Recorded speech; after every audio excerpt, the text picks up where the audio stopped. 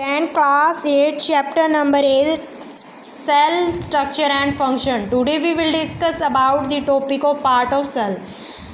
Cell पिछली video में हमने क्या देखा था। सबसे पहले हमने पढ़ा था कि सेल क्या होती है। सेल की डेफिनेशन क्या बताई थी। Cell is the structural and functional unit of life.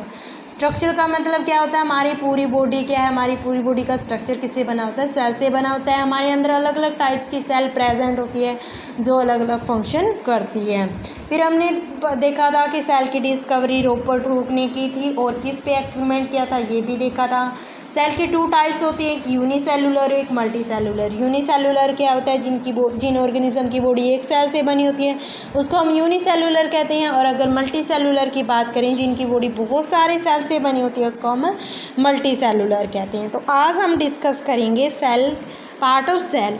तो जो सेल का आउटर मोस्ट पार्ट होता है उसको हम कहते हैं सेल वॉल। ठीक है, तो ये सेल की वॉल क्या होती है, सिर्फ ओनली प्लांट के अंदर ही पाई जाएगी।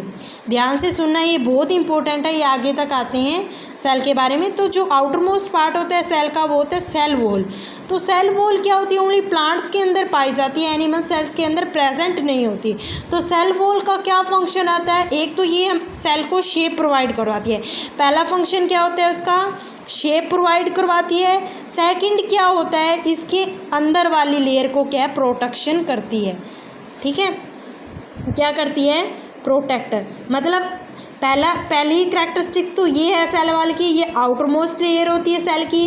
सेकंड क्या है, ये शेप प्रोवाइड करवाती है सेल को। थर्ड क्या है, अंदर वाली लेयर को प्रोटेक्शन कौन देती है, सेल वॉल।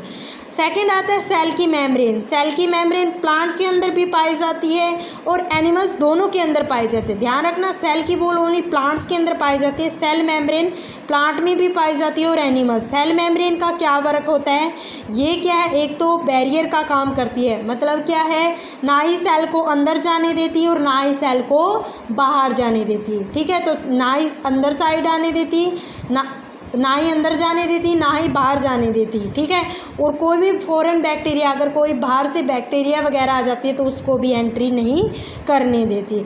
उसके बाद में आता है न्यूक्लियस।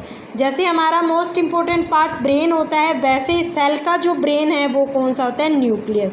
अगर आपसे कोई पूछ ले सेल का ब्रेन कौन है, न्यूक्लियस। न्यूक्लियस क्या है, न्यूक्लियस को ही ब्रेन क्यों बनाया इसने, क्योंकि एक तो इसकी खास बात ये है क्योंकि ये सारी एक्टिविटीज़ को कंट्रोल करता है।